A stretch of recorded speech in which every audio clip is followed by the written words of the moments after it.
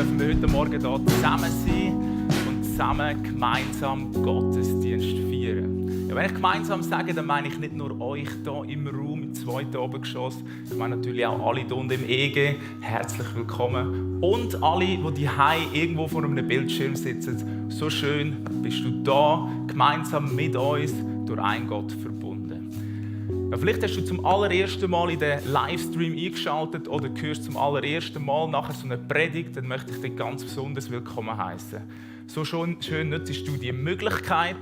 Und wir würden uns auch freuen, dich mal live hier zu sehen. Für das ist es wichtig, dass du dich registrierst auf der Homepage, hier vorbeikommst und dann würden wir dich ganz herzlich hier begrüßen und wir freuen uns, dich kennenzulernen. Ja, Livestream ist eine gute Sache. Corona hat vieles verändert. Es hat nicht nur dazu geführt, dass Unternehmen sich digitalisieren mussten. Nein, es hat auch die Arbeit von ganzen Teams verändert. Im Welcome Teams dürfen wir plötzlich nicht mehr die Hand geben oder sich umarmen. Das ist schon fast eine Straftat.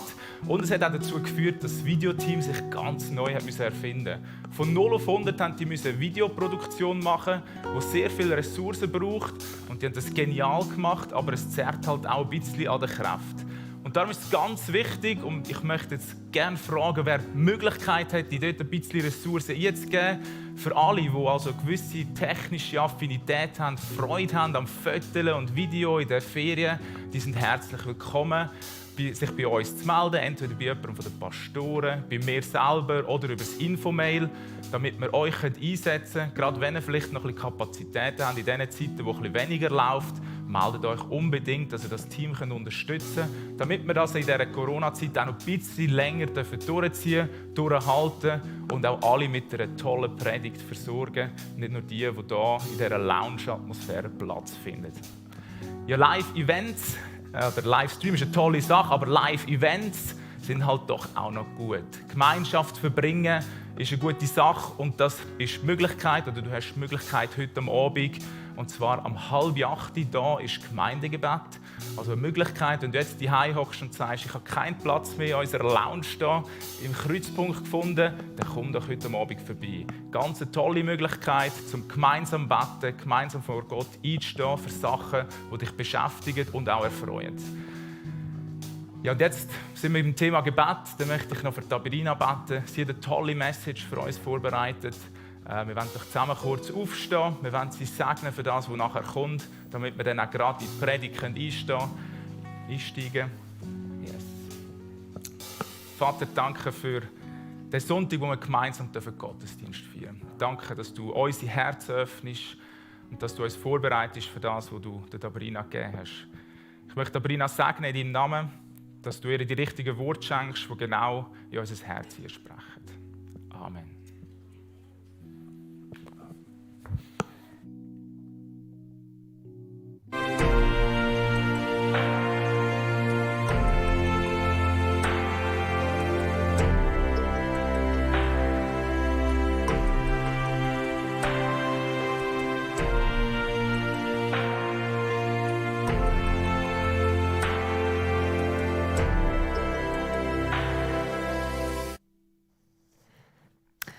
Auch guten Morgen miteinander von meiner Seite.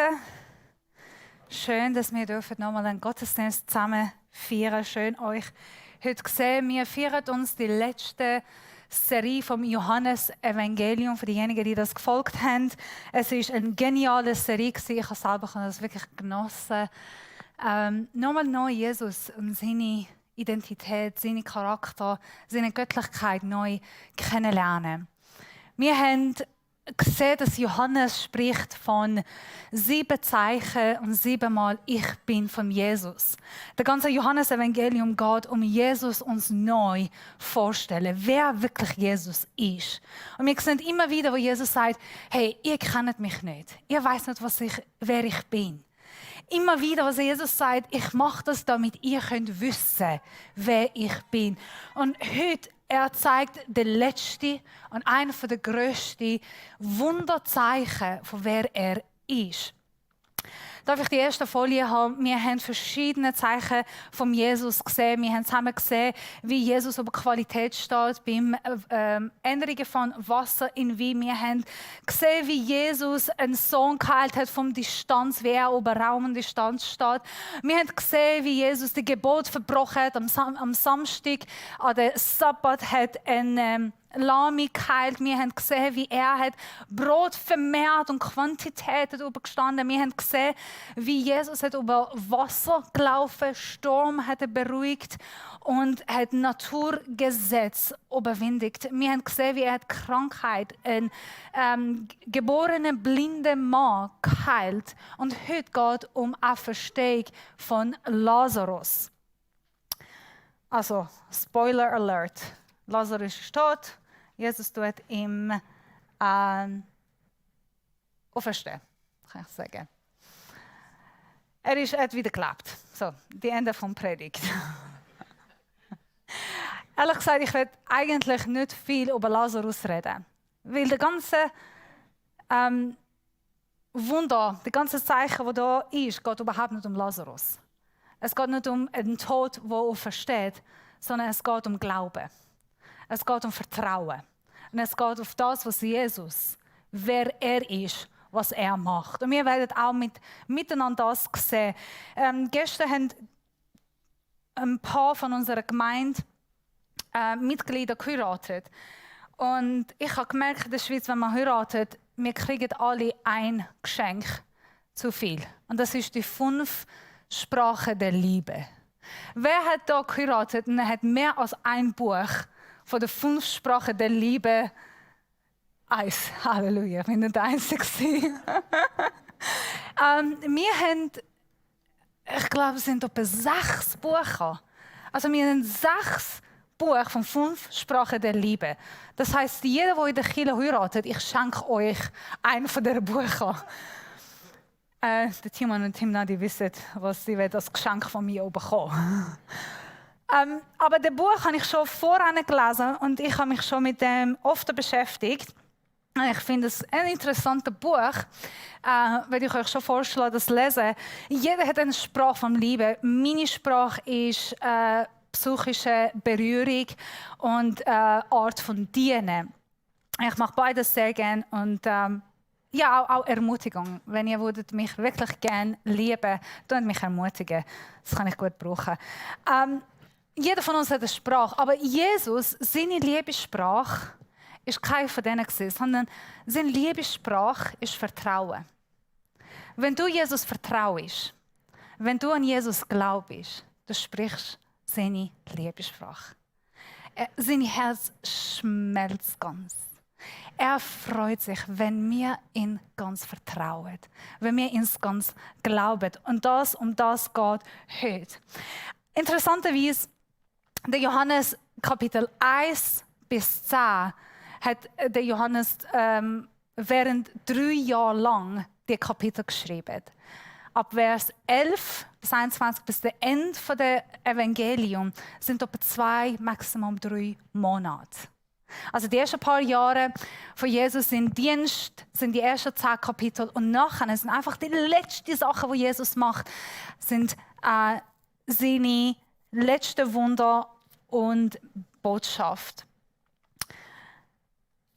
Und das alles geht, damit wir sehen können, dass er Gott ist. Was hat mich erstaunt, ist in Kapitel 12, ich habe kein Vers davon, ich lese es einfach. Selbst nachdem Jesus so viele Zeichen in ihrer Gegenwart getan hat, wollten sie immer noch nicht an ihn glauben. Der Johannes sagt interessanterweise, Jesus hat so viel Wunder gemacht, so viele Zeichen gemacht, so viel hat er sich selber an Leute gezeigt. Und trotzdem, viele Leute haben an ihm nicht geglaubt. Ist das nicht Wahnsinn? Am meisten mir denken, wenn ich Jesus wäre, wenn ich alle Gaben von der Heiligen Geist hätte, wenn ich hätte Menschen heilen, ich werde auf die Straße gehen, ich werde predigen, ich werde evangelisieren und ich würde Menschen rechts und links heilen und die werden zum Glauben kommen. Aber die Bibel sagt uns etwas anderes. Und zwar, Jesus ist auf der Erde gelaufen. Er hat Menschen links, rechts geheilt. Er hat Tote verstanden. Er hat Wunder gemacht. Und trotzdem haben viele gesehen und haben nicht geglaubt. Das ist nicht interessant. Ich höre von vielen Christen sagen, ja, aber wenn ich Wunder, oder viele, die nicht Christen sind, ja, aber wenn ich Wunder erlebe, oder wenn ich so Geschichten höre, dann werde ich schon glauben. Und ich muss lachen und denke, nein, nicht unbedingt. Nicht unbedingt. Weil das, was wir sehen, bringt uns nicht unbedingt an Glauben, sondern Glaube bringt uns an Sehen. Also, wir sind heute beim Johannes 11. Und ich werde viel Bibelstellen lesen von Johannes 11. Wenn du eine Bibel dabei hast oder deine iPhone dabei hast, darfst du sie öffnen. Wenn du Samsung hast, lass bitte in deine Tasche. Bringst du nicht rauf. Nur iPhone oder Bibel. Anders geht nicht. Gut. Und es ist so, Lazarus ist ein Kollege von Jesus und es steht geschrieben, dass der Lazarus ist krank war. Er ist ein Freund von Jesus. Jesus hat Familie gehabt, er hat Jünger gehabt, die Apostel sind, aber er hat auch Freunde gehabt.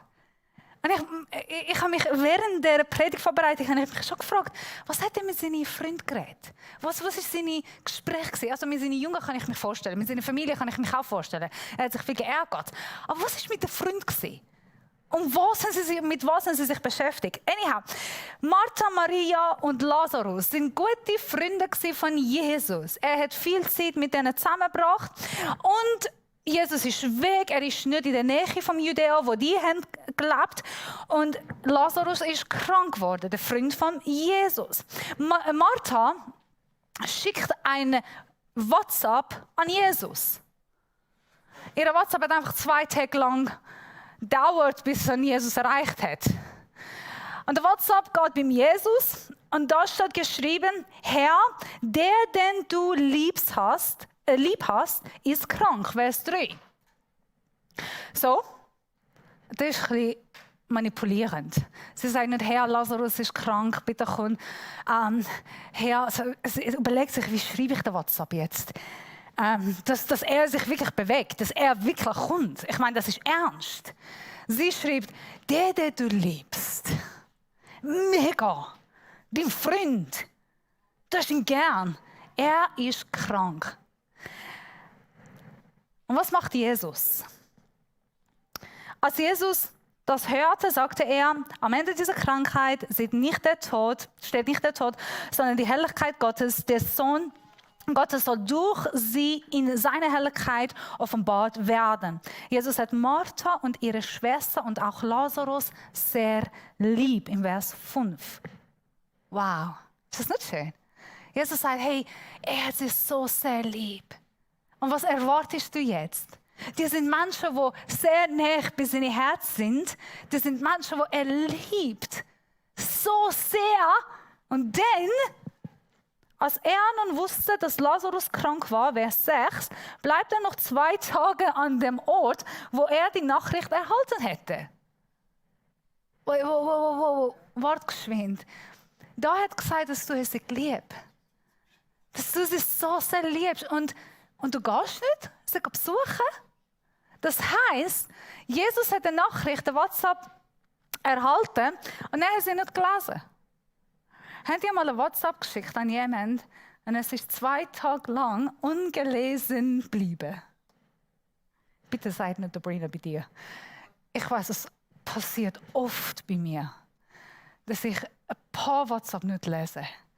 Und irgendwann, die sind ganz dünn und ich merke, oh Scheibe, ich habe das überhaupt nicht gelesen und keine Antwort gegeben. Und heutigen Tag, du merkst, wenn man nicht liest, das ist ungelesen. Das ist so blöd. Das ist ungelesen. Und plötzlich triffst du die Person in der Kirche, sagst, oh, Sabrina, hast du meine WhatsApp bekommen? Ja. Hast du es gelesen? Nein. Und dann hast du einen Heart Attack. Es ist so eine schlechte Situation, wenn du WhatsApp ungelesen behaltest. Hast du mal Gott eine WhatsApp geschickt? Sag, hey Gott, ich brauche dich. Gott, mir geht es nicht gut. Gott, meine Familie geht es nicht gut. Gott, jetzt gerade bin ich in einer schlechten Situation. Ich brauche dich. Komm jetzt. Ich weiß, du hast mich lieb. Komm jetzt. Und deine WhatsApp kommt zurück ungelesen. Und 2 Stunden später hat er das gelesen. Ich meine, er ist Gott. Er liest es alles. Er weiß es alles. Immer noch. Weißt du, die 2 blauen Linien kommen nicht. Du siehst immer noch weiß. Ja, okay, einen Tag später ist immer noch weiß. Die werden nicht blau. Du bist hässig. Und interessanterweise, er hat nicht gegangen. Er hat sie nicht begegnet, weil er hat sie geliebt. Wer hat sie lieb gehabt? Es ist nicht gegangen, weil er beschäftigt war, weil er viel zu tun hat, weil er keine Zeit hat, sondern weil er hat sie lieb. Es ist so, dass manchmal Jesus kommt nicht, weil er hat dich lieb. Es ist so, dass er deine WhatsApp ungelesen lässt, weil er hat dich lieb. Es ist so, dass er ab und zu nicht Antwort gibt.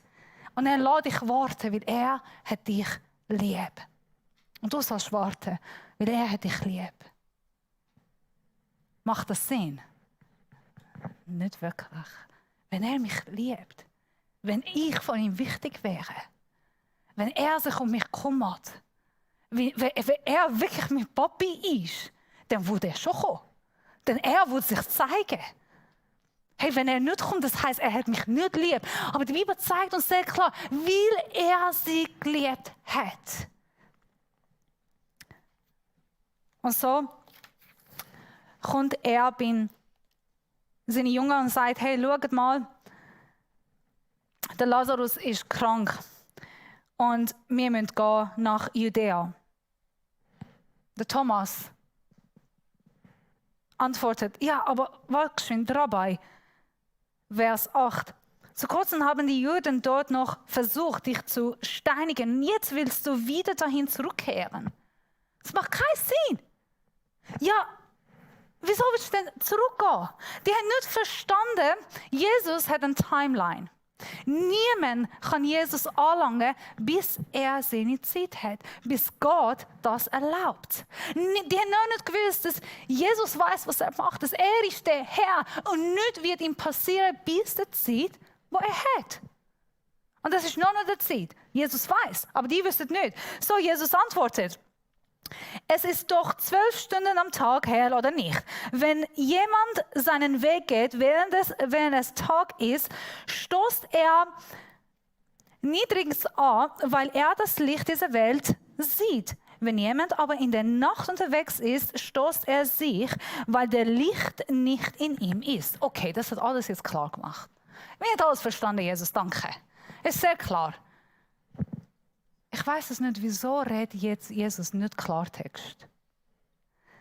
Wieso redest du nicht einfach klar mit den Jüngern? Weil die sehen die Oberflächlichen und nicht das, was Jesus wirklich machen will. Und so sagt Jesus, hey, schaut mal, Lazarus hat geschlafen. Und ich kann ihn wecken. Und der Thomas denkt, ja, aber Jesus, wenn er schläft, dann ist okay, dann steht er auf von sich selber, dann müssen wir nicht gehen. Dann ist alles okay. Nochmal, Jesus spricht symbolisch und nicht ganz offen. Und dann merkt er, ja, die kapieren nicht. Und dann sagt er, Lazarus ist gestorben. Oh, hast du was am Anfang sagen? Hast du so viel hin und her Geschichte erzählen? Lazarus ist gestorben. Gut, in dem Fall. Er schläft nicht und wir haben 12 Stunden Tag und 8 Stunden Nacht und es ist Licht und dunkel und wir verstehen es sowieso nicht. Weil die haben noch nicht verstanden, wer Jesus ist. Haben die einmal erlebt, wenn ich predige und die kommen nicht raus? Ich habe zu viel gelacht. Zu schnell. Es gibt Zeiten, dass wir nicht rauskommen, nicht mit Mini-Predigten, sondern mit Wort Gottes. Und das ist ein anderer Grund, weil wir sehen das oberflächlich. Und Jesus sieht den Kern. Er sieht noch viel weiter, als was wir sehen. Und um das es geht. Genau um das es geht. Die Jungen haben 3,5 Jahre mit Jesus unterwegs gewesen. Die haben alle Wunder erlebt, die haben Zeichen erlebt, die haben alle Predigten viel besser als Sabrina gehört. Ich meine, Jesus hat selber predigt. Jesus hat predigt. Und trotzdem kommen sie nicht raus. Trotzdem ist ihr noch nicht klar, wer Jesus ist. Und deswegen sagt er, aber euretwegen bin ich froh, dass ich nicht dort war, weil ihr auf diese Weise an mich glauben werdet, doch jetzt wollen wir zu ihm gehen. Das heißt, ich bin nicht früh gegangen, damit ihr werdet sehen, wer ich bin. Wenn ich auf Lazarus in ein Krankenbett gegangen wäre und hätte ich ihm geheilt, hätte ihr nicht wissen, wer ich bin.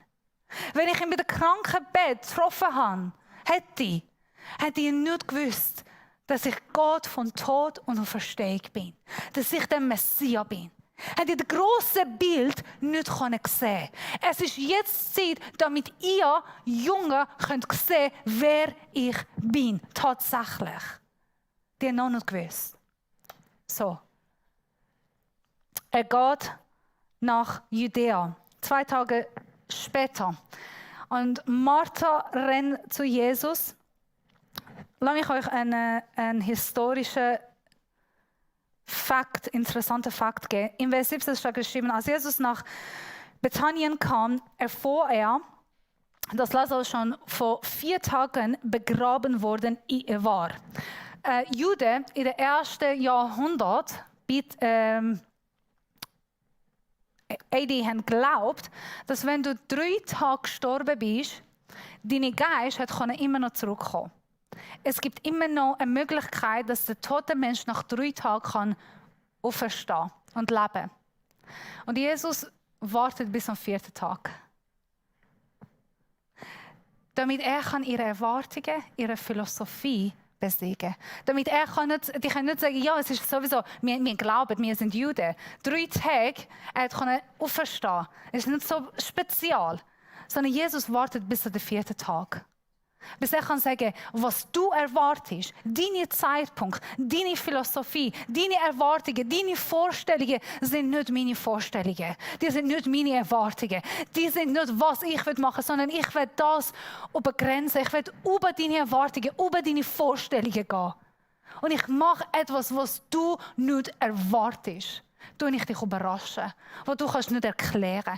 Ich bin der Herr vom Tod und Leben. Und ich werde Lazarus wieder zum Leben bringen. Hast du mal Erwartungen gehabt, dass du mal in ein Textmessage schreibst und er kommt an der Zeit, wo du erwartest? Und er kommt nicht. Er zeigt sich nicht. Er ist still. Meine Liebe, ob du da bist oder Livestream schaust, jeder von uns hat einen Lazarus. Jeder von uns hat einen Lazarus. Enttäuschungen, Erschöpfungen, Verletzungen, Menschen oder Charakter, Emotionen, wo wir lange mit dem haben gekämpft, wir haben gebetet, wir haben Gott gefragt und er ist nicht gekommen. Oder Geheimnisse, die wir haben begrabt. Und Sachen, die wir haben lange mit dem kämpfen und irgendwann eigentlich haben wir gelernt, wie gehe ich mit dem um. Das ist für mich dann normal geworden. In diesem Fall, die haben Lazarus begrabt. Ich frage mich, wie oft wir unsere Sachen begraben. Und Jesus kommt auf den Grab. Er kommt da, um unseren Lazarus zu treffen. In seiner Zeit. Nicht unsere Zeit. Mit seiner Erwartung. Mit seiner Vorstellung. Nicht mit unserer. Und so, Martha geht zum Jesus. Und ehrlich gesagt, ich liebe Martha mehr als Maria. Die lebt nicht. Ich darf das sagen. Für mich, Martha, ist das beste Mitglied in der Gemeinde, das du haben kannst. Sie kocht sehr fein. Sie kann Fest leiten. Sie kann Sachen organisieren. Aber sie kennt auch Wort Gottes sehr gut. Am besten, sie ist eine sehr direkte Frau. Sie sagt, was sie denkt. Sie hat keine Hemmungen. Bei Jesus hat sie oft gemacht. Sie geht zum Jesus und sie bringt ihre Meinung zu Jesus. Ganz klar. Sehr transparent. Hat sie mit Maria gemacht. Sie hat oft immer wieder das gemacht. Sie ist eine starke Frau, die sagt, was sie denkt. Am meisten Christen, wir haben schon ein bisschen Hemmungen. Wir denken, aber wir sagen nicht. Vor allem hier in der Schweiz. Aber Martha war keine Schweizer. Sie ist sicher eine Iranerin. Sie sagt, was sie denkt. Und sie hat kein Filter, sie schließt ihren Mund nicht. So, sie kommt zu Jesus und sagt, wenn du da wärst. Ich habe dir WhatsApp geschickt. Ich habe dir schon gesagt, vor 4 Tagen, dass du sollst kommen, aber jetzt, er ist tot. Wenn du da wärst, wäre mein Bruder nicht tot. Jesus, wo bist du gewesen? Wenn ich für dich Lammkebab und Hummus und Falafel gemacht habe, bist du gerade gekommen. Wenn ich ein WhatsApp geschickt habe, hey Jesus, ich habe eine Party und ich mache voll fest. Du wärst in 2 Stunden bei mir gewesen. Aber wenn ich dich brauche, in solcher Situation, bist du nicht gekommen. Du kommst bei mir, es ist ein Airbnb, genießt meine Wohnung.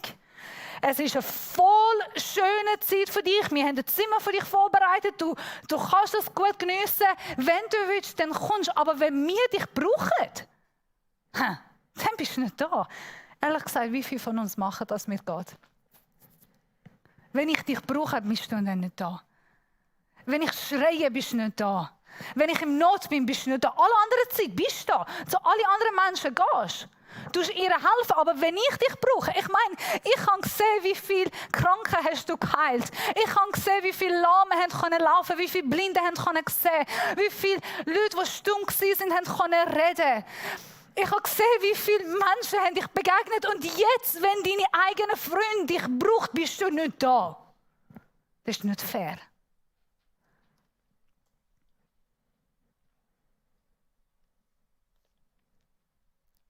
Und trotzdem, am Schluss, sagt sie, Vers 22, aber auch jetzt weiß ich.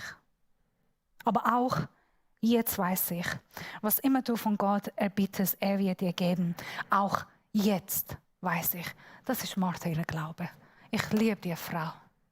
Jesus, egal was passiert ist, egal ob mein Bruder ist gestorben oder nicht, aber ich weiß, trotzdem, was ich gesehen habe, trotzdem meinem Schmerzen, trotz Verletzungen, trotz was ich erlebt habe, ich weiß, aber trotz alles weiß ich, wer du bist. Weil ich lebe nicht mit dem, was ich sehe. Ich lebe mit meinem Glauben an dir. Egal, was du machst. Egal, ob du mich heilst. Egal, ob mein Bruder wieder lebt. Egal, ob ich Verletzungen wieder geheilt bin. Egal, was ich erlebe. Egal, ob du da bist oder nicht. Ich weiß, wer du bist. Es ist nicht abhängig von deinen Taten. Es ist nicht abhängig von was du machst, sondern ich weiß, wer du bist. Und Jesus erwidert, dein Bruder wird auferstehen. Martha ist eine geniale jüdische Frau. Sie hat Tora, Altes Testament, sehr gut gelesen. Sie hat sehr gut gewusst, dass sie tot wird wieder auferstehen. Sie sagt, ja, ich weiß, es gibt eine Auferstehung. Und ich weiß, einen Tag wird er auferstehen. Ich weiß, einen Tag werden wir wieder zusammenkommen, Jesus. Logik, das macht Sinn. Ich weiß in meinem Kopf. Und dann jetzt trifft ihr Herz. Wie oft schicken wir uns gegenseitig Nachricht, hey, es geht mir nicht gut, ich bin in einer schlechten Situation und wir schicken dann Bibelstelle. Ja, aber Gott gibt dir nicht mehr, als was du kannst handeln. Ja, aber Gott ist mit dir, er tröstet dich. Und ja, und einfach Bibelvers, wo du denkst, ja, okay, das weiß ich, im Kopf weiß ich. Das hilft mir aber nicht. Ich brauche Jesus jetzt. Und Jesus sagt, Martha, Pause. Martha, hör auf. Schau, nein, ich bin das Leben. Ich bin Auferstehung. Da sagte Jesus zu ihr, ich bin die Auferstehung und das Leben. Wer an mich glaubt, wird leben, auch wenn er stirbt. Und wer lebt und an mich glaubt, wird niemals sterben. Glaubst du das? Frag jemand auf der linken oder rechten Seite, glaubst du das? Ich habe vergessen, wir sind in der Schweiz. Von allen, die Livestream geschaut haben, die haben gemacht. Die haben nicht gemacht. Okay, glaub an jemanden auf der linken oder rechten Seite. Glaubst du, Jesus ist das Leben und die Auferstehung? Bitte mach's.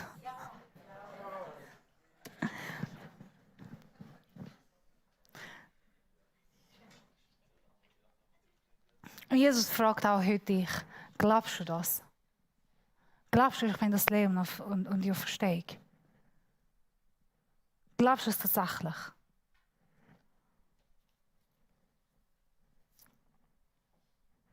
Martha antwortet, ja, ich glaube. Das ist ihre Glaube. Sie vertraut, dass Jesus ist Leben und die Auferstehung. Obwohl sie es nicht gesehen, sie hat das geglaubt. Ich werde am Schluss der Predigt gehen. Jesus geht zu Maria und fragt Maria und begegnet Maria und fragt ihr, wo ist der Grab, Maria? Wo hast du ihn begrabt? Maria ist am Weinen, sie ist am Brüllen. Jesus weint mit Maria. Das ist, by the way, das am meisten kurze Bibelstelle, die wir in der Bibel haben. Jesus weinte. In der Sonntagsschule, wir mussten immer eine Bibelstelle auswendig lernen. Und das ist die Bibelstelle, die alle auswendig lernen können. Jesus weinte. Wir haben Bibelvers auswendig gelernt. Jesus weinte. Weil deine Schmerzen sind ihm nicht egal. Er ist nicht passiv. Er weint mit unseren Tränen. Und es tut ihm weh, wenn es uns weh tut. Er weint. Ihm ist nicht egal. Er weint. Und dann sagt er Maria, zeig mir, wo der Grab ist. Zeig mir, wo der Grab ist. Schau, Jesus hat von Distanz, wir haben geschaut, er hat von Distanz befohlen und Menschen werden geheilt. Er hat vom Nord-Jerusalem oder vom Norden schreien und Lazarus wäre lebendig. Er konnte nur befehlen, er nicht auf das Grab gehen. Er hat es nicht gebraucht. Wir alle wissen, wer Jesus ist. Aber Jesus sagt, zeig mir, wo der Grab ist. Weil ich will an dem Ort kommen, wo du Sachen versteckst. Ich will an den Ort kommen, wo du Sachen begrabst. Ich will an den Ort kommen, wo du Verletzungen hast, wo du Enttäuschungen hast, wo du erschöpft bist. Ich will an den Ort kommen, wo du deine Geheimnisse begrabt hast und niemand darf sehen. Ich will an den Ort kommen, wo du eine Fassade in dein Gesicht trägt hast und niemand kann dein Herz wirklich erkennen. Ich will an den Ort kommen, wo du kannst gut von allen Menschen verstecken. Und es stinkt, und er ist tot, und er ist da rein und niemand kann sehen. Und niemand merkt. Ich will dich an diesem Ort besuchen. Er konnte sie heilen, er konnte Lazarus lebendig machen. Er nicht an den Ort gehen, aber er entscheidet sich, ich gehe an den Ort, wo der Lazarus ist. Weil ich will dich an dem Ort treffen. Wenn du einen Ort hast in deinem Leben, wenn du einen Lazarus hast, und ich weiß, jeder von uns hat einen Lazarus. Jesus wird heute an dem Ort kommen, wo du deinen Lazarus begraben hast. Er wird heute an dem Ort kommen, wo du Sachen versteckt hast von ihm. Oder er hat so lange mit dem gekämpft, und du hast dich einfach daran gewohnt. Er wird heute an dem Ort kommen und dich an dem Ort heilen. Er spricht und sagt, nimm den Stein weg. Und das ist also ein Vers von dir. Nimm die Steine weg von deinem Herz. Das, was du versteckt hast, deine Verletzungen, die wurden nicht geheilt, deine Enttäuschungen, du musst ihm heute zeigen. Mein Name, nimm den Steinen von Eingang weg. Jesus richtete den Blick zum Himmel und sagte, das ist die Gebet für dich heute. Vater, ich danke dir, dass du mich erhört hast. Ich weiß, dass du mich immer erhörst. Aber wegen all den Menschen, die hier stehen, spreche ich es aus. Ich möchte, dass sie glauben, dass du mich gesandt hast. Danach rief er mit lauter Stimme, Lazarus, komm heraus. Und er steht heute da und er schreit mit lauter Stimme und sagt, Sünden sind vergeben. Verletzungen sind geheilt.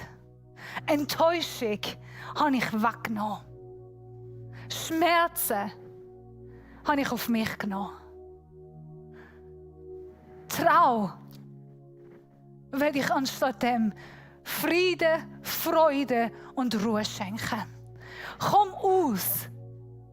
Ich habe alles besiegt. Komm aus.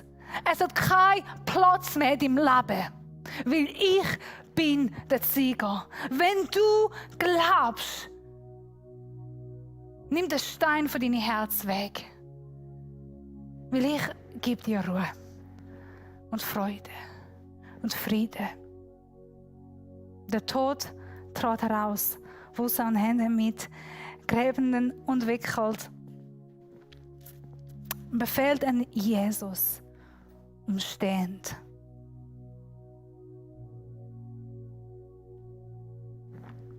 Lazarus lebt.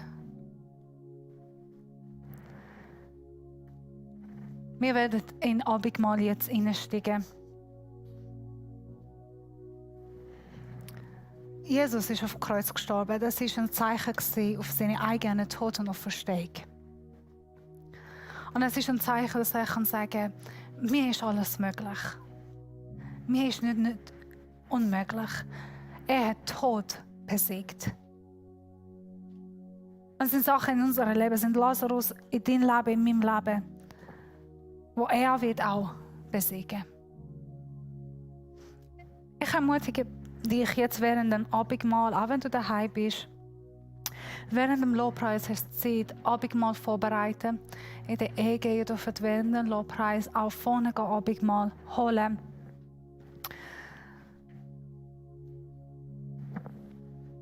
Während dem Lobpreis, bevor du Abendmahl nimmst, schau mal in dein Herz und schau, was habe ich versteckt, begrabt, was darf ich jetzt wieder an Jesus zeigen. Und sagen, da ist es, du darfst nehmen, du darfst heilen, du darfst reinkommen. Das Zimmer, das niemand sehen darf, kannst du wieder an Jesus zeigen. Er ist nicht gekommen, um dich beurteilen, verurteilen, sondern er ist gekommen, um den Lazarus zu verstehen, um den Lazarus zu heilen, um dir zu zeigen, wer er ist. Im Vers 52 steht geschrieben, Jesus starb allerdings nicht nur für das jüdische Volk, sondern auch um die über die ganze Welt verstreuten Kinder Gottes zusammenzuführen und eins zu machen. Er ist nicht gekommen, nur für die Juden zu sterben, sondern er ist gekommen für uns. Wir sind alle Gottes Kinder und er ist für uns gestorben. Lass uns zusammen beten. Eine technische Sache. Wir haben Abendmahl vorbereitet. Eine ist auf der linken Seite, eurer rechten Seite, auf dieser Seite. Eine ist da in der Mitte und eine seht ihr da auf meine rechte Seite. Wir werden wirklich Zeit, noch etwa 20 Minuten im Lobpreis einsteigen. Geht einfach mit, haltet den Abstand, nehmt Abendmahl, geht wieder zurück an euren Platz, wo ihr seid.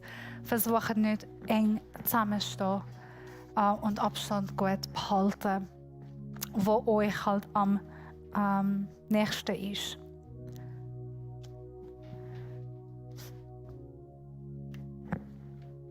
Lass uns zusammen beten. Ich lese nochmal die Vers.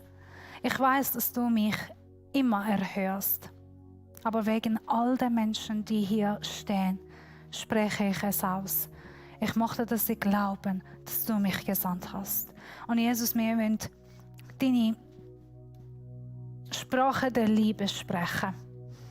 Und wir wollen sagen, wir vertrauen dich. Und wir vertrauen, dass du guter Gott bist. Auch wenn du nicht ganz in unsere Zeit kommst, auch wenn du nicht ganz unsere Erwartungen, unsere Vorstellungen ansprichst. Auch wenn wir nicht von dir hören, wir wissen, du bist da. Wir wissen, dass du uns lieb hast. Wir wissen, dass deine Liebe ist unbegrenzt. dass du einen Plan für unser Leben. Und wir wollen Vertrauen, Glauben in dir aussprechen. Und hilf uns, Jesus, unsere Graben zu öffnen, die Steine wegnehmen und dich hineinlassen. Ich bitte dich, dass du unser Herz jetzt gerade heilst, unsere Seele, unseren Geist, unsere Gedanken. Und danke, dass genau dafür bist du da. Und wir glauben an deinen Tod und deine Auferstehung, dass du nach 3 Tagen vom Tod auferstanden bist. Du hast den Tod besiegt. Du hast die Kraft vom Teufel besiegt. Du hast Sünde besiegt.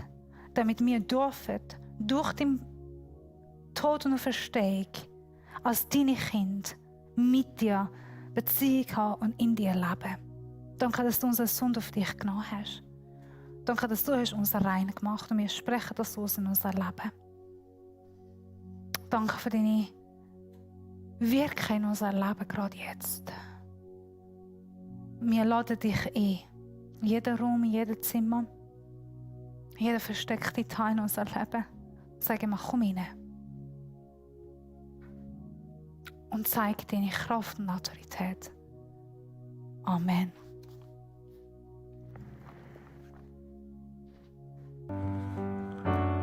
Danke, Sabrina, für diese Message. Es ist auch schön zu hören, dass Gott einen genialen Plan für uns hat und wir dem voll und ganz vertrauen dürfen, wenn das nicht immer einfach ist für uns, dass wir daran festhalten dürfen. Und in dieser Gewissheit möchte ich euch auch segnen und in die nächste Woche schicken. Dann lass uns kurz aufstehen. Vater, ich danke dir für dein Wort, das du in unser Herz hier gesprochen hast. Ja, und in deinem Namen möchte ich jeden Einzelnen hier segnen, in die kommende Woche schicken, damit er voll und ganz vertrauen, dass du einen genialen Plan hast, dass du ihn stärkst und in die Woche sendest. Danke, dass er jeden Einzelnen ein Segen für sein Umfeld sein, damit er spürbar ist. Amen. Ja, und denkt daran, heute Abend Gemeindegebet, eine tolle Möglichkeit, um hier in Gemeinschaft zusammenzustehen. Denkt auch daran, euch anzumelden, dass ihr mal dort live dabei seid. Das ist eine ganz tolle Sache. Und in diesem Wort wünsche ich euch ganz einen schönen Sonntag. Genießt den Tag. Ciao zusammen.